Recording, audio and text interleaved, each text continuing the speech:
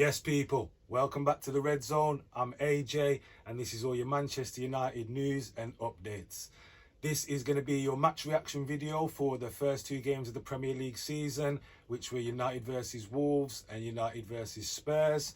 We're going to discuss the performances, touch on transfers, and also look ahead to what we've got coming up next. So let's get into it, people. The first thing I want to do is apologise for the lack of content over the last few weeks. I've had a lot of stuff going on, man. All I can do is apologise and say that we're back now. The content's going to be a lot more regular, and hopefully we're going to push up the subscriber list, you know what I'm saying? So let's get into it, people. Yeah, both the games, man. The Wolves game and the Spurs games, really poor performances. Let's not kid ourselves. Let's not say... do you know what I mean? We played great football or this and that. Realistically, from where we were last year, how we were playing, how we finished, these two performances were shit. Absolutely shit. And the only thing I can take from it is that it highlights the lack of striker quality that we've got at United. Do you know what I'm saying? One of the greatest teams in history. Do you know what I'm saying? Biggest goal scorers in Premier League history. And at the minute, we can't score a goal. And it's been like that for a while, apart from Rashford going on his mad thing last year. Where were the goals coming from? Do you know what I'm saying? Lack of striker quality is just so it's just there in your face. You can't hide from it. Also, the lack of a CDM. Do you know what I'm saying? Because when Casemiro's there, or when Casemiro's not there, you're going to need someone else to fill that void. Do you know what I'm saying? We've got the attacking players. What you don't want is... what you don't want to happen is what we've seen happen the first two games of the season, and that's Casemiro and the midfield just getting overrun. Do you know what I'm saying? Because you've got two attacking midfielders in there when realistically you only need one. If you've got two wingers and a striker, that's already four attackers. Do you know what I'm saying? What are we trying to play? FIFA 4, 5, whatever. Do you know, 4 some at 5? I don't know what's going on, but if we can see this as fans, I don't see how Ten Hag can't see it. So maybe you have to go upstairs to see what's going on with deals that ain't been made and players that ain't being moved out. Do you know what I'm saying? Lack of money, knowing what's going on with the sale of the club. I don't know, but it's evident for everyone to see. So something needs to be done about that. Do you know what I mean? The Wolves game, decent first half. Yeah, we've created a couple of chances, but nothing to scream home about. The football weren't amazing. Do you know what I'm saying? I was sitting through the game kind of thinking, if I'm being honest with myself, this shit just looks like volleyball to me. Too many touches each player's taking, too many sideways passes. Do you know what I'm saying? Not enough breaking the lines, not enough people taking fucking risks. What happened to people taking risks in the game? Do you know what I'm saying? Taking on players, making something happen, then you've sucked someone out of their position and it creates an opening. I'm not seeing this at United. I'm seeing side-to-side football, and shit's just going on like volleyball, and that there is a big red flag, especially after Ten Hag's come in and stamped out a lot of the shit that was going on the year before that. Do you know what I mean? Yeah, we come out the game, man. Like, realistically, lucky to get the win. Varane with the header wins the game from us. But let's be honest with ourselves. Wolves should have had a penalty. Do you know what I'm saying? I always say this, that they go for you and they go against you, and it evens itself out over the season. I had people messaging me talking shit about it should have been a penalty, this and that. Wolves were robbed. Like, you know what? Wolves were robbed. You know what I'm saying? I can't even lie. They should have had a penalty. Onana cleans the guy out, doesn't win the ball, but you win some, you lose some. Do you know what I'm saying? So that should have been a draw. So we got lucky with that one. And the same with the Tottenham game. Do you know what I'm saying? It was a decent first half. Again, created chances. Rashford should have scored. Bruno should have scored. We should have had a penalty, but it wasn't given. It was blatant penalty as well, let me tell you. But it wasn't given. Like I said, in the Wolves game, you win some, you lose some you get, some you don't. We didn't get that one. And if Rashford would have scored his chance, if Bruno would have scored his open header from 6 yards, if we'd have got the penalty and converted that, it's a different outlook. But do you know what I'm saying? That shoulda, woulda, couldas, and we're not into that right now. What we want to see is progression on performances, and do you know what I'm saying? The fight to win, and when you come out the second half, after you've had those chances, you should be on it up. You should want to go again, and you should want to make things happen. But we literally fell apart against Spurs. Spurs dominated the second half. We had no outlets, not really any chances created, anything like that.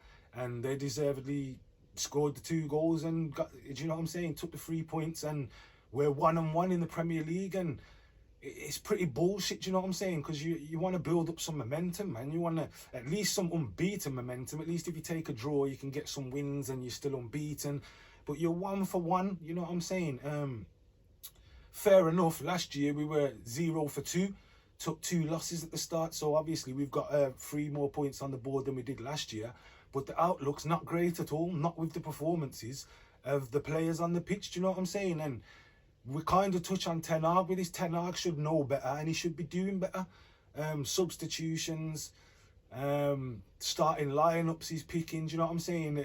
It's got to be a lot better, and we're expecting a lot better this year.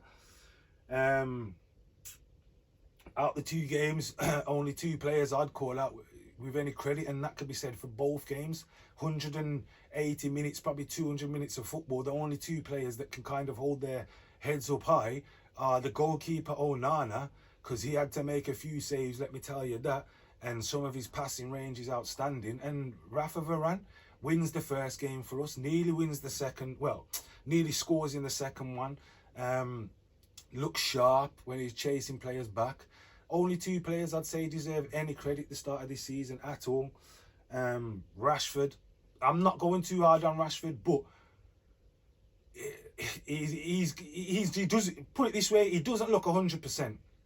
He doesn't look like he's ready to go, but you can't really fault him because he's not a striker. And this goes down to Ten Hag. Ten Hag's playing the man at striker. What not fucking play Martial, who's a striker, at striker while he's fit? He's hardly ever fit for us, but while he's fit, you might as well use him because he knows the position and knows how to play. Rashford is not a striker. Best position for Rashford is on the left.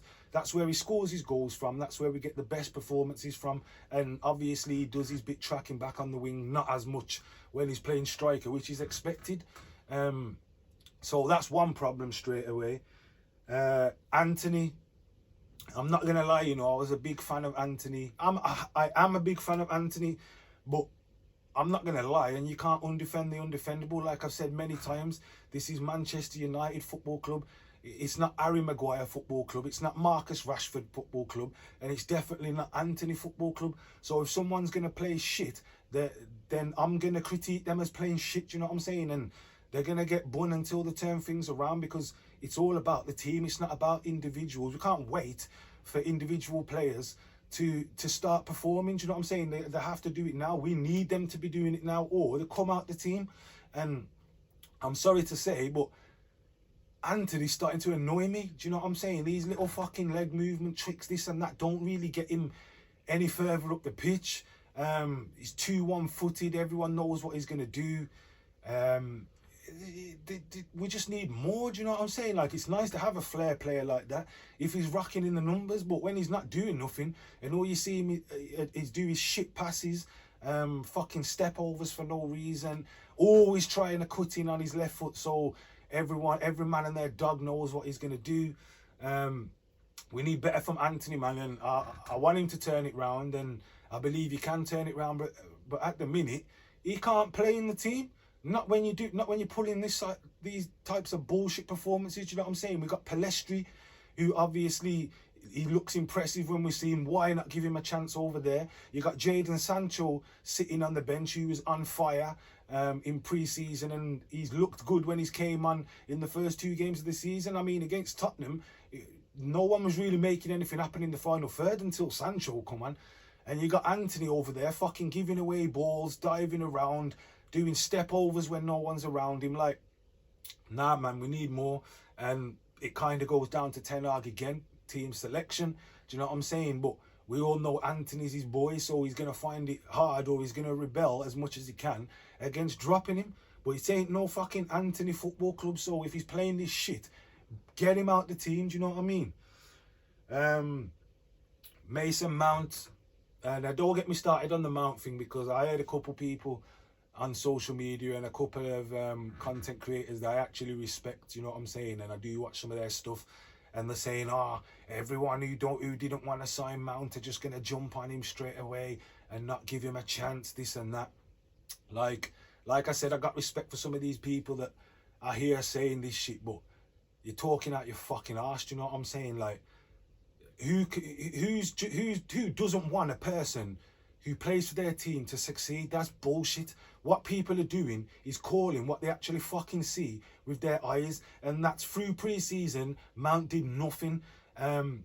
Apart from miss sitters, he's done absolutely nothing in the first 2 games of the season. You don't even know Mason Mount's there. And do you know why this is? Because I even released a video before Mount was signed saying why we shouldn't sign him. And do you know why that is? Because we do not need Mason Mount at this moment in time. We have Bruno Fernandes alongside Kevin De Bruyne, arguably the best number 10 in world football. Do you get what I mean? So why the fuck would we need to sign Mount? And why, my point was, why did he need to be such an important signing at the start of the window? Do you get what I mean? When there were other positions that needed filling, like we're seeing now, we needed a striker. Obviously, we've got Rasmus in the place, but with his injury, we lost Ronaldo, we lost Weghorst.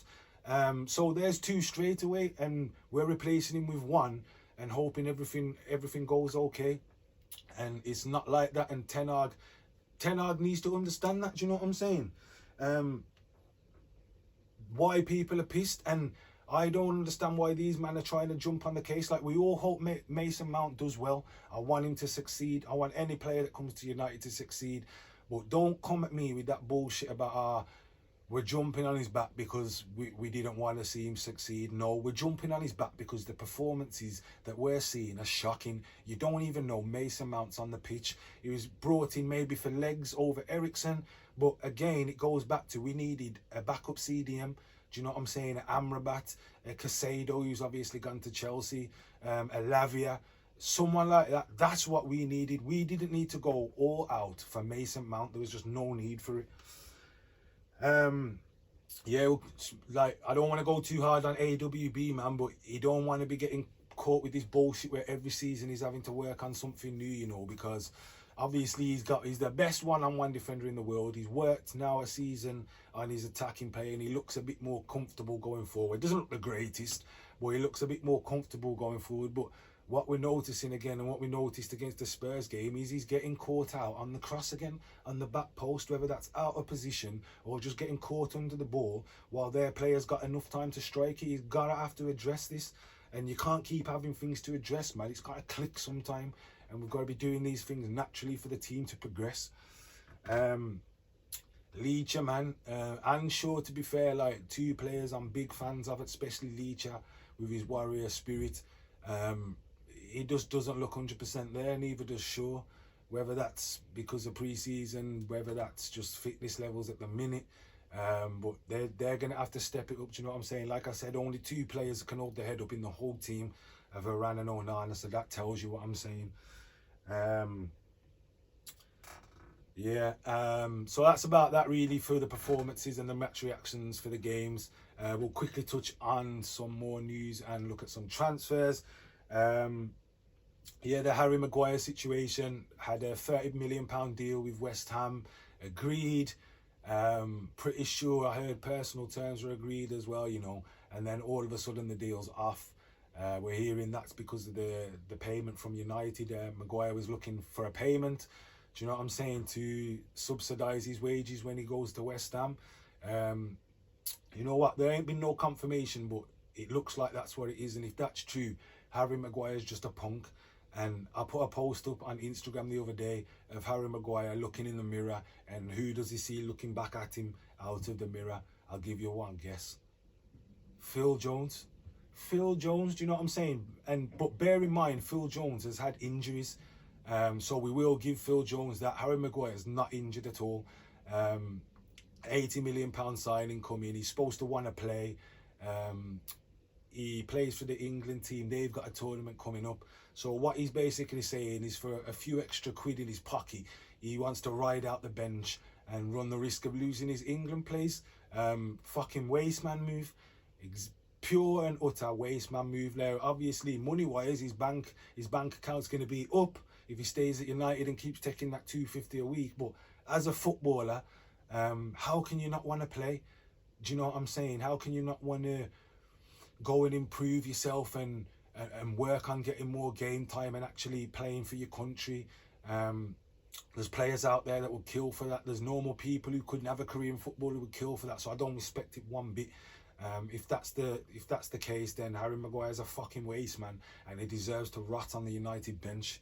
Yeah, Amrabat. That's the only other deal at the minute. What looks like what looks possible. Do you know what I'm saying? I'm hearing rumours about another backup goalkeeper, but again, I'm not really fucking interested in that. It's the same sort of bullshit as the Mason Mount shit. The fuck do we need another goalkeeper for? You got rid of David De Gea. We've got Onana now. Tim Heaton's in there. Tom Heaton, sorry. So what do we need another keeper for? That's bullshit. What they need to do is push through this Amrabat deal, because it was clear and obvious in the first 2 games that the midfield's getting run through because there isn't enough blockers in there. Do you know what I'm saying? So if you drop Amrabat in there next to Casemiro, Bruno can do his thing all day. Do you know what I'm saying? Or when Casemiro's out, you drop Amrabat in. But we'll have to still wait and see. There ain't been no official approach. The rumours were that he wants to come. Probably cost United around 25 mil. Maybe that's partly due to Maguire staying as well, fucking up the funds. Another reason why he's a waste man. Yeah, so other than that, Højlund should be back in the next couple of games, so we have to just wait and see what's going on with that. I want to quickly touch on the Mason Greenwood situation, and there's a reason I left this at the end, because I'm fed up of talking about it. Do you know what I'm saying? I'm fed up of seeing about it, really. Like I said, each and everyone can have their own opinion, and I don't run people's opinions, just like I don't expect people to run me for mine. I'm allowed my opinion. I understand that people should be given a second chance. I absolutely understand that, and I'm all for it. But like I said before, my position, with my predicament and my family, I can't have him at my club without picturing that and knowing what's happened. You know what I'm saying? So it's going to be hard. But I also fully understand why people are on the side of bringing back into the team and give him a second chance, because I can believe in second chances. And do you know what I'm saying? Everyone makes mistakes in life. We understand that. But certain mistakes for certain people are harder to forgive. Do you understand what I'm saying? I'm getting people in the comment sections, people on Instagram, oh, we want him back, this and that, like I'm committing a crime, saying I'm against that. I'm against it. I'm not going to shy away from it. But if he comes back, he comes back. Do you know what I'm saying? Like I said before, it's not Greenwood FC or anyone. It's Man United FC. And that's the team that I'll support and always will support. Do you get what I mean? Yeah, so that's about that for this video, guys. Let me know below what you think of the Greenwood situation. Do you know what I'm saying? I know a lot of people have got their opinions on it. Let me know in the comments what you thought of the performances of the first 2 games of the season. Let me know what you think needs to change. Also, your thoughts on Erik ten Hag as well, because like I said, starting lineup and subs are starting to look a bit predictable. Do you know what I mean? Like, does he need to change it up? What should he be doing? Let me know in the comments below. Don't forget to give this video a like. Don't forget to subscribe, people. We're trying to get to 1K monetization time. Also, don't forget to turn on your notification bell so you know when we've uploaded our latest video, and go and check us out across the socials, and that should be at the bottom of the page now, and the link will be in the video description. And I want to say a big thanks for watching, guys. I appreciate it, and I will see you in the next video. Peace.